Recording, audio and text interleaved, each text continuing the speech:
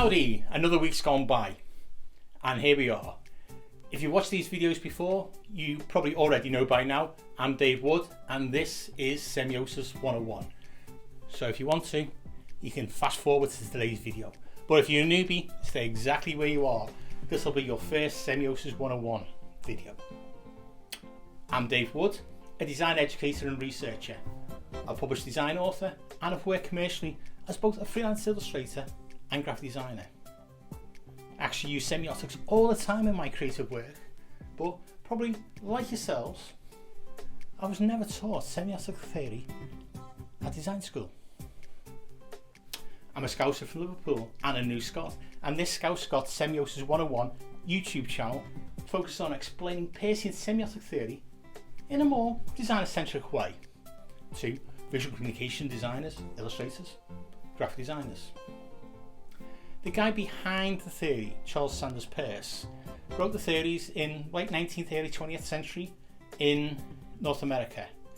And Peirce was a philosopher, a mathematician, a theorist, but he wasn't a creative.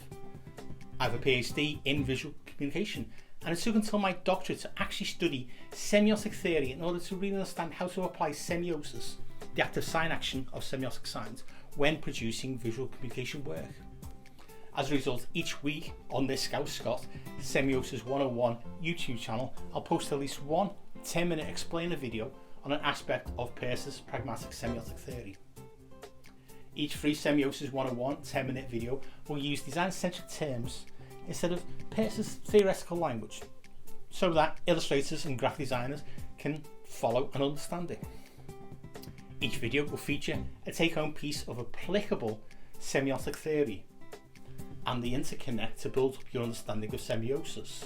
But this channel, it's not a course in semiotics per se. Instead, think of each video as a bite-sized illustrated piece of new knowledge on sign action, semiosis as Peirce names it. The aim of these 3 videos is to take Peirce's quite complex philosophical theoretical language and put it in the context of designing visual communication, whether these are illustrations, motion, branding, packaging, editorial, etc. So whether you are just interested in semiotics, or you are a semiotician, a visual communicator, an illustrator or a graphic designer interested in knowing how Peirce's semiosis theory can help to enhance your visual communication skills, then please like these videos, subscribe to this channel below, and if you want to be notified when next week's video is on YouTube, hit the bell button. Let's get to the 10th episode on general Peircean semiotic theory for illustrators and designers. Today, in around 10 minutes, we will focus on exploring the application of how to represent a concept by crafting the iconic, indexical and symbolic levels of representation. A few weeks ago on this channel, I added a bonus content video of an academic paper I wrote in 2018 on applying Peirce's semiosis in visual communication.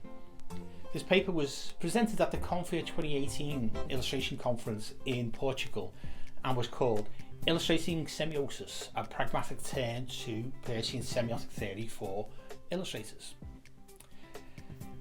This week's video revisits that visual example from that conference video. I will use my own airmail illustration from the late 1990s to illustrate how Peirce's semiosis is applied into effective visual communication. As usual, it will be a theory-packed 10 minutes of semiosis, and as usual, in designer-centric terms. If you enjoyed this video on how you can apply semiosis to your creative work to improve your visual communication skills, then let me know in the comments below. I would really like to hear from your thoughts. So, here's today's video. Let's get crafting sign action. Okay, welcome to this week's talk, and we're going to be focusing on explaining some of the fundamental starting points of semiosis, of the sign action, of how to represent the concept semiotically, by exploring the 3 subclasses on how in semiosis we can represent the concept from the lowest building block, which is iconic, up to the middle ground, which is indexical, and then finally to the highest level, which is symbolic. So these terms are particular to Peirce's semiosis, but of course the word iconic and symbolic has other connotations in a wider sphere of things. So just bear with us on this, and when I talk about iconic and symbolic, it is within the realms of Peircean semiotic theory that I'm using the specific meanings of these words, and I'm using the adjectives rather than Peirce's words, which is icon, index, and symbol. I'm using iconic, indexical, and symbolic representation of the concept. And the concept is the word we use as visual communication designers and illustrators for what Peirce uses the term of object. So where Peirce uses the term object, we're using the more designer-centric term concept, but we're using Peirce's terms icon, index, and symbolic as iconic, indexical, and symbolic, but within a really quite tight meaning of these words. And those meanings will be brand new to a lot of people watching this video. So just keep that in mind, bracket all that there as a way of understanding the next 10-15 minutes in this talk, and let's go. Okay, so what we're going to do is going to focus in on illustrating semiosis by using a example from sketch to finished concept that builds upon the 3 levels of representation. So this is a more detailed focus on a 10-minute talk I gave at a illustration conference.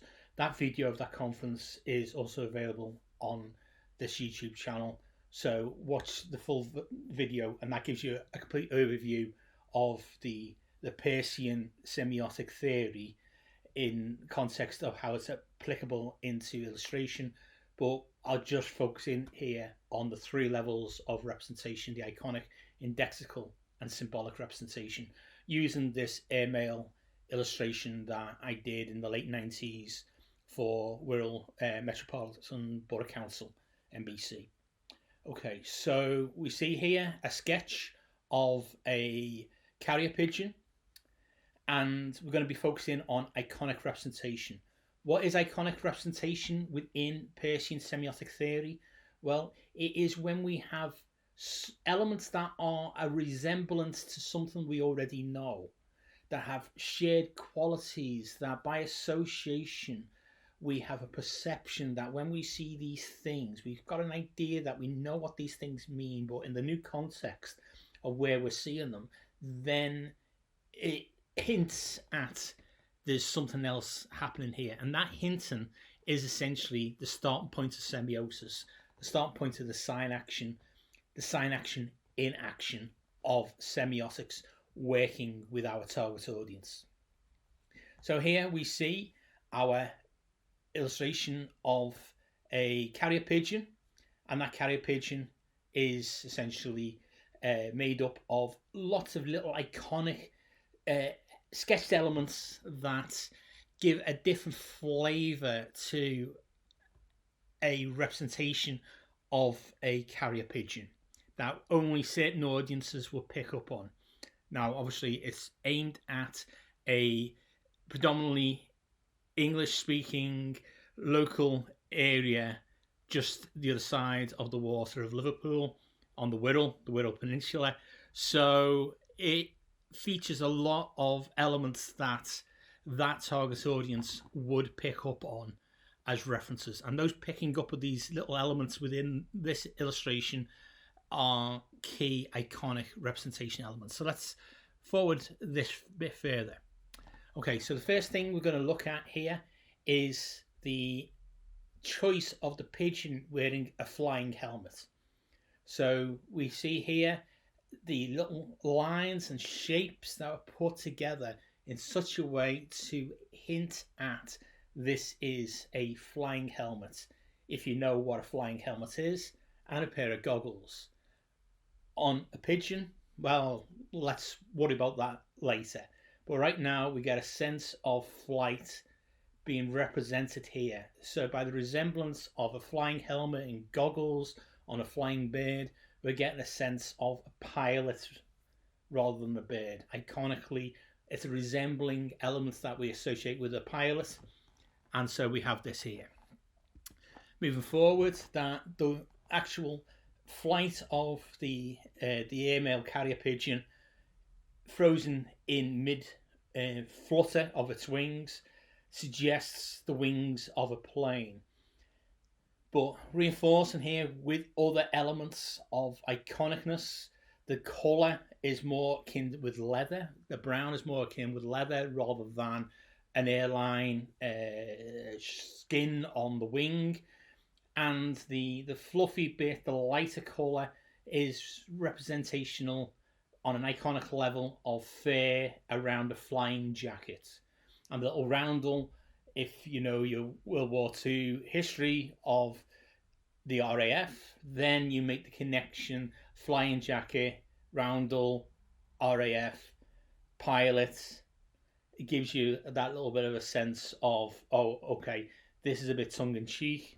Let's move it along there. And the little iconic feathers sticking out, almost like fingers, are obviously representational of either fingers or feathers off the wing. You can read it in both ways, but it's just iconic level of building blocks of shapes that are sort of feathers and sort of fingers at the same time. You can interpret them either way you want. And then we got like the bag itself. So it's not just any old bird, it's a bird carrying mail. The mail is iconically represented as these little like sheets of sort of like parchment colour with a little square of red on it to iconically represent stamps. But it's just a shape on a shape with colour, reinforcing the aspect that this is not just a shape, this is representation of something that resembles the qualities of mail that we are familiar with. And having that in what looks like a bag, that looks like it could be made out of leather, all of these are being communicated at an iconic level. And putting them all together, you're shaping the focus on what this could be. And just to give a sense that this bird is in the sky rather than just on a flat plane of whiteness, then the clouds themselves are represented in a sort of cartoony way of an iconic representation of what a cloud, if drawn in this way, could represent a cloud. We've got an idea the clouds are fluffy, and so this is an iconic representation of the fluffiness of clouds. But ultimately, it's just a white shape with a stroke of light blue around it against a gradient of blue on the background in the final illustration. So let's look at the final illustration from the sketch. And we can see all these elements come together. That is essentially reinforcing the idea of the carrier pigeon, almost like an RAF pilot from World War II, with his flying goggles, very tongue-in-cheek. The fact that we got like the little cartoony shapes, which are again iconic, that it is representing the actual sense of flight, and this is a carrier pigeon on a mission to deliver particular mail, particular communication. So let's move this up to one level. So we've talked about this as iconic. Now let's move this up to indexical. That if from all what I've just said there, which is essentially a lot of iconic elements all placed together in such a way that we get this sense of interpretation that I've just gone through, then you get it arise at the point of, okay, this is a carrier pigeon. So we could say that from an indexical point of view, that indexically, when it starts to work indexically within semiosis sign action, the indexical, think about your finger, your index finger pointing at things. When the visuals point at a particular thing, that we go, okay, that is something that exists, that's something we know, that is an existent thing. that we know. We may never have seen one in the flesh, but we know that is something that exists. So in this case, indexical representation, like your index finger, points at existent things. Now, when I say about things existing, don't have to be real things. They could be things from literature, from any other source that within our culture exists. And in this case, this cartoony carrier pigeon exists as a concept that we know that carrier pigeons existed, and they were used in the war to ferry communications from one location to another. So it's reinforcing all these ideas indexically.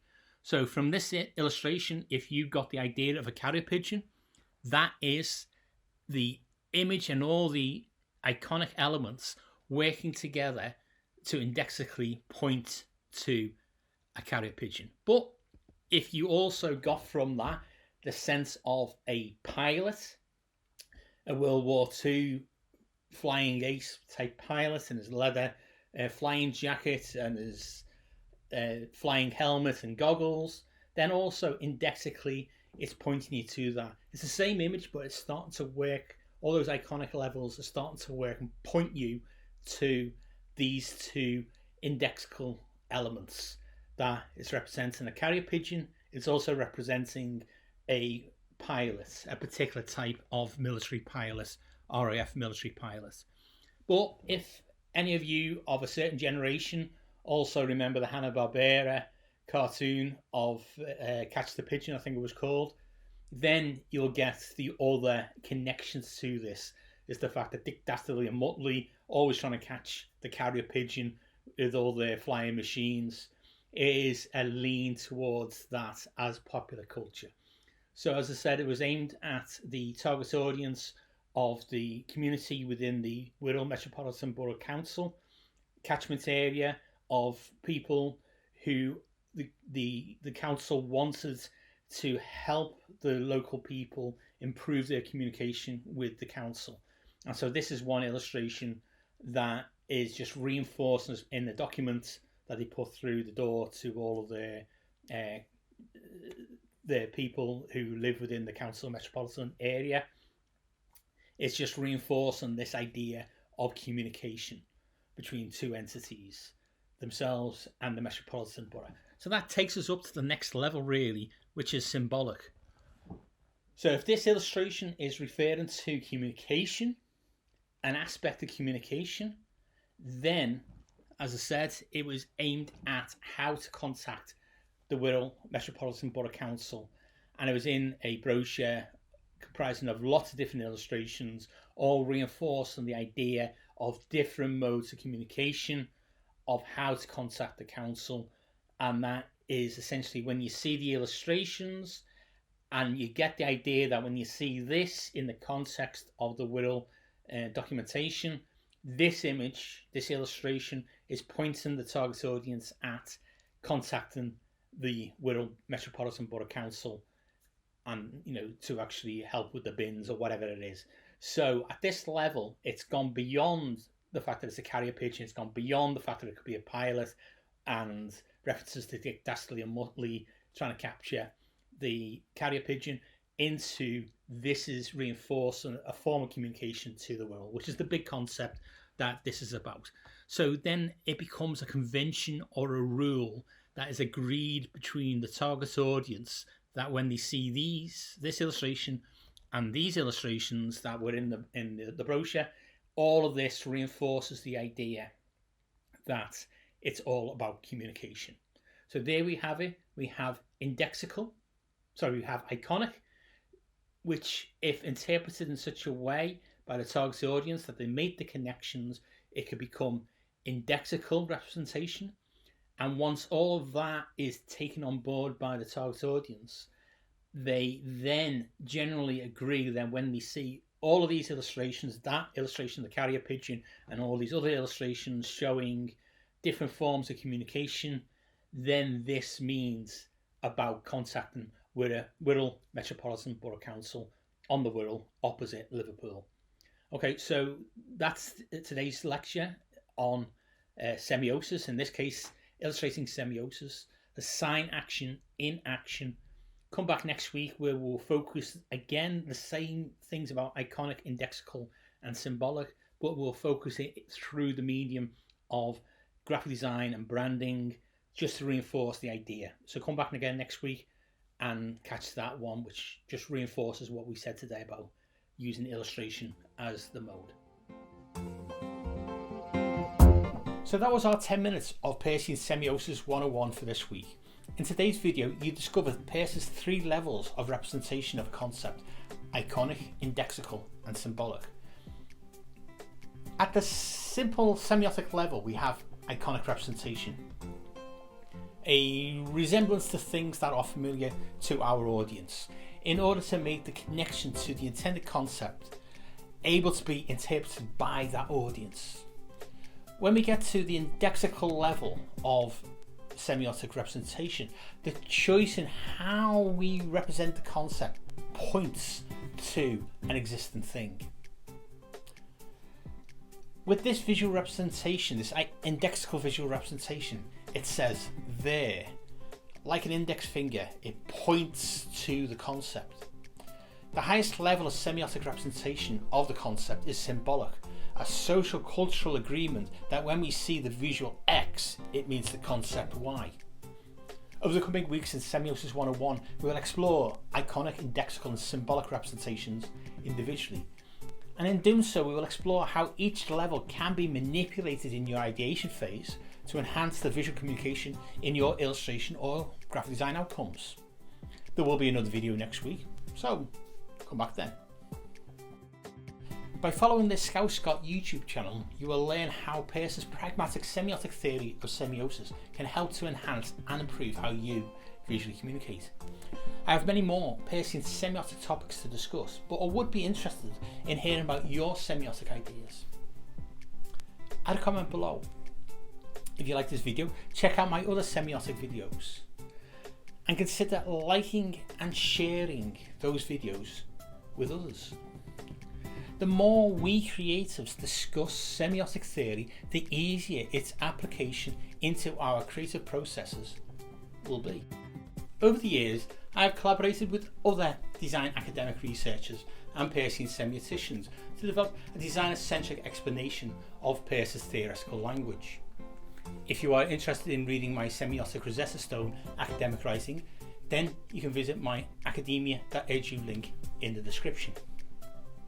As a fellow creative and a published design author, I also have links in the description to my Scout Scott Redbubble shop, featuring illustrated and typographical gift ranges, and to my 2014 design book published by Bloomsbury Publishing, Interface Design, an Introduction to Visual Communication in UI Design. Any other books on Peircean semiotics I've mentioned in the videos are also listed in the description. Check them out too. Thanks for watching. Check out the other videos, like and share them with your friends, and hit the bell button to be notified when next week's video is published. See you all again next week for more Semiosis 101 to help illustrators and designers to enhance your visual communication skills.